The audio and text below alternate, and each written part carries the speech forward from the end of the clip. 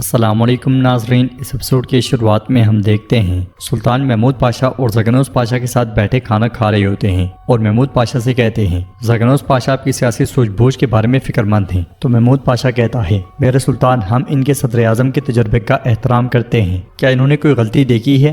تو سلطان کہتے ہیں ان کا طریقہ براہ راست بات کرنا ہے اور آپ کا طریقہ استعارے کی مہارت ہے، لیکن چونکہ وہ شہاب الدین پاشا کے معاملے میں مظلوم ہے تو اس لیے یہی منصفانہ ہے کہ آپ کے طریقے پہ عمل کیا جائے۔ محمود پاشا کہتا ہے میرے سلطان، آپ جانتے ہیں کہ شہاب الدین پاشا نے بلغراد کی شکست کو زگنوس پاشا پر کیسے ڈالنے کی کوشش کی تھی، اس لیے زگنوس پاشا کی واپسی نے مجھے تھوڑا پریشان کیا، اگرچہ وجہ شہاب الدین ہے۔ سلطان کہتے ہیں تو زگنوس کی واپسی نے کیوں پریشان کیا؟ محمود پاشا کہتا ہے میرے سلطان، جو ایک بار غلطی کرتا ہے وہ دوبارہ بھی کر سکتا ہے۔ شہاب الدین پاشا شاید اپنی غلطی کو چھپانے کے لیے زگنوس پاشا کو پھنسانا چاہتے تھے۔ سلطان کہتے ہیں کیا ریاست کے معاملے صرف شک و گمان کی بنیاد پر دیکھے جاتے ہیں؟ جواب میں محمود پاشا کہتا ہے آپ جانتے ہیں ریاست کے معاملات میں احتیاط بھروسے سے پہلے آتی ہے، میں بھی اسی وجہ سے ایسی احتیاط کرنا چاہتا تھا۔ میں نہیں چاہتا تھا کہ ان مشکل دنوں میں ہمارے درمیان کوئی اختلاف ہو۔ اللہ کا شکر ہے کہ میری امید پوری ہوئی، آخرکار پاشاؤں کے درمیان اتحاد ہوا۔ سلطان کہتے ہیں اگر زگنوس پاشا نے شہاب الدین کا خون بہایا ہوتا تو پھر یہ اتحاد کیسے ہوتا؟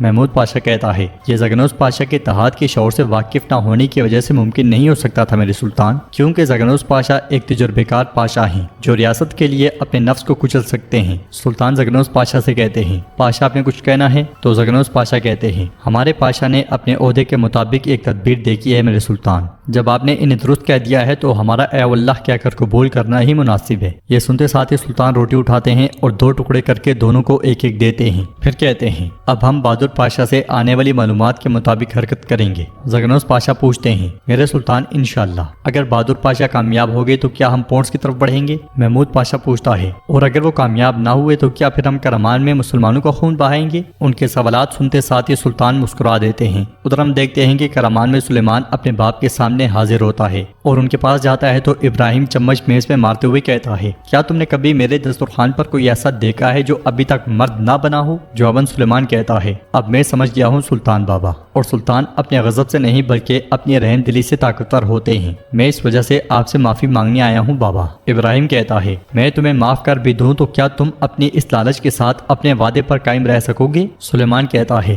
میری جو بھی لالچ ہے وہ میری ریاست اور میری قوم کے لیے ہے۔ ابراہیم چلاتے ہوئے کہتا ہے ابھی بھی بے شرمی سے ریاست کے لیے کہہ رہے ہو؟ کیا تم نے اپنی ریاست کے لیے خود کو سلطان کہا تھا؟ کیا تم نے اپنی ریاست کے لیے مجھے کچلنے کی جسارت کی؟ تو پاس بیٹھا اس کا سردار کہتا ہے میرے سلطان یہ غصہ دکھانے کا وقت نہیں ہے، ہمارے شہزادے نے آخرکار ندامت کا اظہار کیا ہے، جب جنگ دروازے پر ہے تو بہترین کام اسے معاف کر دینا ہے۔ یہ سنتے ساتھ ہی ابراہیم تھوڑا پرسکون ہو جاتا ہے اور سردار سلیمان کی طرف دیکھتے ہوئے کہتا ہے اور یہ ہماری ریاست کا مستقبل بھی ہے۔ یہ سن کر سلیمان کی جان میں جان پڑتی ہے اور وہ ابراہیم سے کہتا ہے سلطان بابا مجھے اپنا ہاتھ چومنے کی اجازت دیں، مجھے اتنا لطف تو بخشیں۔ ابراہیم کہتا ہے میں تمہیں معاف کرتا ہوں تاکہ لوگ نہ کہیں کہ میں نے جنگ سے پہلے اپنے بیٹے کو مار ڈالا۔ یہ کہتے ساتھ ہی ابراہیم ہاتھ آگے بڑھا دیتا ہے اور سلیمان اسے چوم لیتا ہے۔ ابراہیم کہتا ہے لیکن صرف ابھی کے لیے، جنگ کے بعد تم سے حساب لیا جائے گا۔ ابراہیم کے اشارے پر سلیمان عجیب منہ بناتے ہوئے چلا جاتا ہے۔ ادھر ہم دیکھتے ہیں کہ اسلام بول کے باورچی خانے میں خواتین کھانا بنانے میں مصروف ہوتی ہیں۔ دائیا گلپری سے کہتی ہے ہمارے شہزادے کا سوپ تیار ہے۔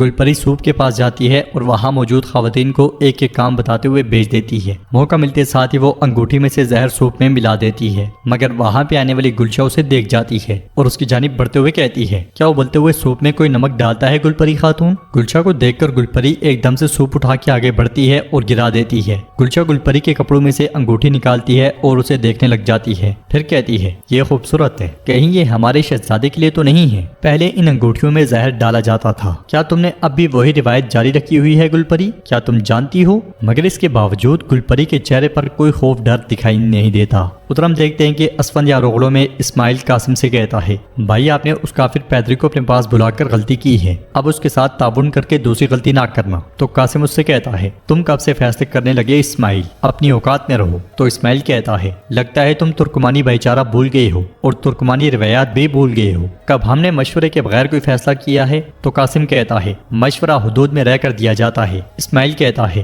دیکھیں بھائی حالات سنگین ہیں، لیکن ایک ہی قوم ایک ہی نسل کے لوگوں کے ساتھ ساتھ زیادہ سنگین ہے، عثمانی کائی ہیں اور ہم دونوں جاندار اوغلوں سے تعلق رکھتے ہیں۔ اگر آپ کو کوئی فیصلہ کرنا ہی ہے تو اس ماضی کو بھی پلڑے میں رکھیں اور اس کے بعد فیصلہ کریں۔ قاسم کے اشارے پر سپاہی پیدری کو لے کر آتے ہیں۔ پیدری بڑی ٹھاٹ باٹ کے ساتھ وہاں داخل ہوتا ہے اور کہتا ہے، قاسم بے، جب میں نے آپ کو آخری بار دیکھا تو آپ اتنے کمزور نہیں تھے۔ کہتے ہیں کہ زیادہ سوچنا انسان کو بیمار کر دیتا ہے، آپ کے ساتھ بھی اسی وجہ سے ہوا ہوگا، کیا ایسا ہے؟ لیکن ڈرے نہیں، میں یہاں آپ کو ان خیالات سے نجات دلانے آیا ہوں، بشرط یہ کہ آپ اپنا تعاون جاری رکھیں اور مہمت کے خلاف ہماری حمایت کرتے رہیں۔ اسماعیل کہتا ہے، ہم کافروں کے ساتھ تعاون نہیں کرتے۔ یہ سن کر پیدری کہتا ہے، آپ قاسم کے بھائی ہوں گے، کیا میں صحیح کہہ رہا ہوں؟ لگتا ہے آپ کے بھائی نے آپ کو ہمارے پچھلے تعاون کے بارے میں نہیں بتایا، مثال کے طور پر محمود پاشا پہ ہم نے چگات لگائی تھی، یا یہ کہ ہم نے اس خوبصورت بچے شہزادے باعزید کو زخمی کیا تھا۔ تو قاسم کہتا ہے، وہ حکمت عملی اسی دن کے لیے تھی، اس سے آگے کچھ نہیں۔ پیدری کہتا ہے، کیا آپ کو یقین ہے؟ تو پھر میں آپ سے پوچھتا ہوں، آپ کے خیال میں پونٹس کی طرف بڑھنے کے بعد محمد آپ کو چھوڑ دے گا یا آپ کی طرف بھی بڑھے گا؟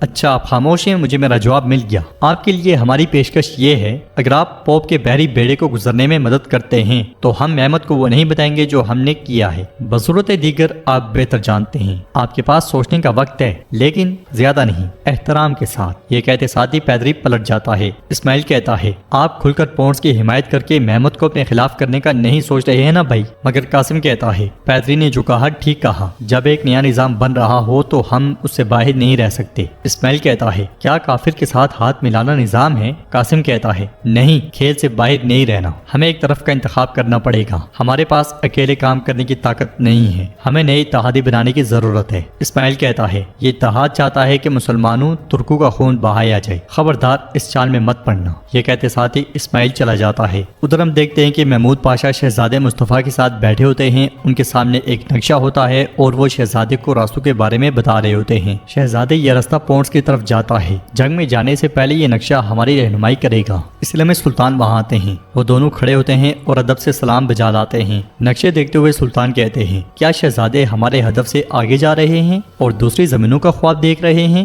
مصطفیٰ کہتا ہے، لالا نے دنیا کو اس چمڑے پر کھینچ کر میرے سامنے رکھ دیا۔ سلطان سے پیار کرتے ہوئے کہتے ہیں، تم اس قوم کے بچے ہو جو براعظموں کو کپڑے کے ٹکڑے کی طرح کاٹتی ہے، چمڑے کے ٹکڑے پر اسے کھینچنا معمولی سی بات ہے، لیکن تم اپنی ریاست کو اپنی تلوار کے سائے میں رکھو گے، جیسا کہ تمہارے پاس باصلاحیت پاشا ہیں، تم پوری دنیا کو اپنی مٹھی میں رکھو گے۔ مصطفیٰ کہتا ہے، سلطان آپ کی اجازت سے میں نقشہ لینا چاہتا ہوں اور اس کا مطالعہ کرنا چاہتا ہوں۔ تو سلطان کہتے ہیں، لیکن یاد رکھنا میرے مصطفیٰ، کیزل علمہ ہماری پوری دنیا ہے، اپنے خوابوں کو اس نقشے کے اوپر تک ہی محدود نہ رکھنا، اب لے جاؤ شاباش۔ یہ سنتے ساتھ ہی مصطفیٰ نقشہ لیتا ہے اور چلا جاتا ہے۔ سلطان محمود پاشا کے ساتھ بیٹھ جاتے ہیں۔ محمود پاشا کہتا ہے، شہزادے مصطفیٰ ایک چنار کے درخت کی مانند ہے جس کا سایہ دنیا پر چھا جاتا ہے۔ یہ سن کر سلطان کہتے ہیں، بیج تو ہمارا ہوتا ہے، لیکن اصل مہارت ان کی ہوتی ہے جو اسے پانی دیتے ہیں اور جو اس کی دیکھ بھال کرتے ہیں۔ یہ سن کر محمود پاشا کہتا ہے، میرے سلطان، آپ نے اپنے شہزادے کو میری امانت میں نہیں دیا، بلکہ آپ نے مجھے ایک خواب دیا ہے۔ انسان اولاد اس لیے چاہتے ہیں تاکہ اپنے بعد کسی کو پیچھے چھوڑ جائیں، تاکہ ان کے بچے ان کے خوابوں کو زندہ رکھیں۔ میرے رب نے مجھے اپنے خون سے بچہ نصیب نہیں کیا، لیکن مجھے اس راہ پر ایک بچہ نصیب ہوا جس پر میں چل رہا ہوں۔ اگر اس فانی دنیا میں میری ایک خواہش ریاست کی بلائی ہے تو دوسری میرے مرنے سے پہلے شہزادے مصطفیٰ کو کامیاب ہوتے دیکھنا ہے۔ سلطان کہتے ہیں، یہ مت کہیں پاشا، آپ اس کے پاس ہی کھڑے ہوں گے تاکہ میرا مصطفیٰ بلا جھجک اپنے راستے پر چل سکے، ابھی بہت دن دیکھنے ہیں، موت کا ذکر نہ کریں۔ یہ کہتے ساتھ ہی سلطان چلے جاتے ہیں۔ پونٹس میں کومینوس کے سپاہی توپے لگا رہے ہوتے ہیں اور کومینوس کہتا ہے، دیواروں کو مضبوط کرو، اگر ضروری ہو تو پونٹس میں موجود تمام مردوں کو کام پر لگا دو۔ یورگو کہتا ہے، جناب ہم چاہیں انہیں کتنا ہی مضبوط کر لیں، یہ واقعی مشکل ہونے جا رہا ہے، یہاں تک کہ قسطنطنیہ کی دیواریں بھی محمد کا مقابلہ نہیں کر سکی۔ تو کومینوس کہتا ہے، ہم اپنی منجنیقوں سے مزاحمت کریں گے یورگو، میں اس مدد کا انتظار کر رہا ہوں جو پوپ نے بھیجی ہے، جو بحری فوج اور جو ہتھیار آئیں گے وہ ہماری نجات ہوگی۔ اسلام سپاہی اگر کہتا ہے، جناب یہ مکتوب آپ کے لیے بھیجا گیا ہے۔ یہ سنتے ساتھ ہی کومینوس خط کھول کر پڑھتا ہے جس میں ولاد نے لکھا ہوتا ہے، مقدس ضمانت ہی تمہاری نجات کا واحد راستہ ہے، اگر تم مجھے وہ دے دو تو میں سلطان محمد کی پونٹس کی طرف پیش قدمی روک دوں گا۔ ولاد تیپش۔ یورگو کہتا ہے، وہ یہ کیسے سوچ سکتا ہے کہ ہم اس پہ بھروسہ کریں گے؟ کومینوس کہتا ہے، کیونکہ اس کا فائدہ بڑا ہے، وہ سلطان محمد کا دوست ہے، وہ جو کہتا ہے اس پر عمل کرنے کی طاقت رکھتا ہے۔ یورگو کہتا ہے، ہم کیسے جان سکتے ہیں کہ وہ مقدس امانت کو لے کر جھوٹ نہیں بول رہا؟ ہم نے پوپ کے ساتھ ایک معاہدہ کیا، وہ مقدس امانتوں کے بدلے ہمارے پاس بحری مدد بھیج رہا ہے۔ کومینوس خط پھاڑتے ہوئے کہتا ہے ہمیں ولایت کی ضرورت نہیں ہے، یہاں تک کہ وہ محمد بھی جس نے اپنے جہازوں کو زمین پر چلایا تھا اس بحری بیڑے کے مقابلے میں نہیں ٹھہر سکے گا۔ ادھر سلطان نقشے کی طرف اشارہ کرتے ہوئے زگنوس پاشا اور محمود پاشا سے کہتے ہیں وارنا، پوپ نے دراوین اور اپنے زیر اختیار جہازوں کو یہاں سے پونٹس بھیج دیا، لیکن ہم نہیں جانتے کہ وہ کون سا محاذ لیں گے، اس لیے ہماری 300 آدمیوں پر مشتمل بحری بیڑا 10 حصوں میں تقسیم کر دیا گیا۔ محمود پاشا کہتا ہے شہ سوار کے 10 جہاز زیادہ اہم نہیں ہیں اگر پونٹس نے ان ہتھیاروں کو پکڑ لیا۔ زگنوس پاشا کہتے ہیں تو ہمیں تمام موسم سرما میں پونٹس کا محاصرہ کرنے کی ضرورت پڑ سکتی ہے اور اس سے بہت سی آفات آئیں گی۔ سلطان کہتے ہیں اور اسی سبب کی وجہ سے ہم انقرہ میں ہیں پاشا، لیکن بہادر پاشا کے ساتھ مل کر ہم نے ایک سخت منصوبہ بنایا ہے۔ بحر اسود کا پانی سیاہ ہے لیکن ہماری آنکھیں ستارہ ہیں، کافر چاہے جتنی بھی تیزی کے ساتھ چلے ہماری سانس اور طاقت انہیں پکڑنے کے لیے کافی ہے۔ سلطان کے الفاظوں کے ساتھ ساتھ ہمیں ساتھ میں مناظر بھی دکھائے جاتے ہیں جہاں پہ دراوین جستنیانی 10 جہازوں کے ساتھ بحر اسود سے آگے بڑھ رہا ہے، مگر بہادر پاشا ایک بڑے بحری لشکر کے ساتھ اس کے سامنے ہیں۔ سلطان کی آواز گونجتی ہے ہمارا ہر چراغ ایک آنکھ ہے اور ہر فانوس ایک دل، ہماری آگ جو رات کو دن میں بدل دیتی ہے ان سب کو جلا دے گی۔ اگلے ہی لمحے بہادر پاشا کے حکم پہ توپیں چلا دی جاتی ہیں جس کی وجہ سے کافروں کے جہازوں میں ایک بڑی تباہی ہوتی ہے، کئی سمندر میں ہلاک ہو جاتے ہیں، سوراخوں میں سے پانی اندر گھسنا شروع ہو جاتا ہے۔ بہادر پاشا سپاہیوں سے کہتا ہے مجھے سلطان کے سامنے مایوس نہ کرنا اور سلطان کو ریاست کے سامنے مایوس نہ کرنا۔ شاباش بہادرو شاباش۔ سامنے دراوین اٹھتے ہوئے سپاہیوں سے کہتا ہے توپوں کو نشانہ بناؤ اور جہاز کو مت چھوڑنا۔ کمانڈر بھی کہتا ہے تمام جہاز تیار ہو جائیں، ہم مل کر انہیں بھگا دیں گے۔ تو دراوین کہتا ہے ایسا مت کرو، مگر کمانڈر کہتا ہے ہمیں یہی کرنا ہوگا، وہ مزید آئیں گے، ہم صرف اس صورت میں زندہ رہ سکتے ہیں جب ہم ایک ساتھ حملہ کریں۔ دراوین کہتا ہے وہ یہی چاہتے ہیں، تیر انداز و تیار ہو جاؤ، ڈالیں اٹھاؤ اور سوراخوں کی مرمت کرو۔ یہ سنتے ساتھ یہ سپاہی تیزی سے کام کاج میں لگ جاتے ہیں اور اپنی توپوں کا رخ عثمانی لشکر کی جانب کر لیتے ہیں۔ گولے لگنے کی وجہ سے کئی عثمانی سپاہی بھی گر جاتے ہیں اور ناظرین ایپیسوڈ بھی اختتام پذیر ہوتی ہے۔ ویڈیو پسند آئے تو لائک کر دیں، شیئر کر دیں، سبسکرائب نہیں کیا ہوا تو سبسکرائب کرنے کے ساتھ